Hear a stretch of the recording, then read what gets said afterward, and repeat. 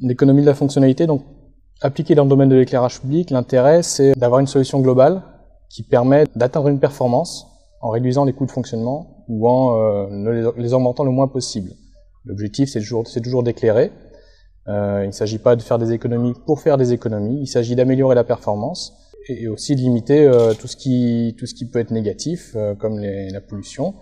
On achète une performance, donc le précédent marché d'éclairage public, la performance achetée c'est 64% de reconstruction, donc réduction de la vétusté de manière drastique, tout en consommant 42% d'énergie électrique en moins au terme du marché. Donc l'énergie annuelle consommée a baissé de 42%.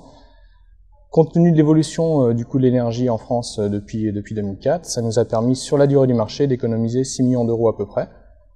On a investi à peu près 17,5 millions d'euros.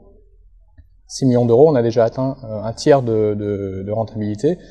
La rentabilité totale sera atteinte d'ici 2024, considérant qu'une installation d'éclairage public a une durée de vie de 30 ans. On aura largement, en tout cas, entre guillemets remboursé, parce que ça reste une dépense, mais la dépense est bien moindre que ce qu'on aurait dépensé en ne faisant rien. Beaucoup plus sophistiqué, beaucoup plus contraignant en termes de procédure marché public. On a utilisé une procédure de dialogue compétitif pour le nouveau marché. Le précédent marché, c'était la procédure qui correspondait à l'époque, un appel d'offres sur performance. C'est une procédure longue, une procédure complexe, qui nécessite un certain nombre d'expertises en termes juridiques, techniques et financiers. Mais elle permet d'avoir une solution optimisée, à un coût optimisé par rapport à une solution de maintenance classique. Le marché classique, c'est juste un remplacement d'une lampe, on paye le remplacement des lampes. C'est plus possible à l'heure actuelle, le coût est bien trop élevé en termes de gestion.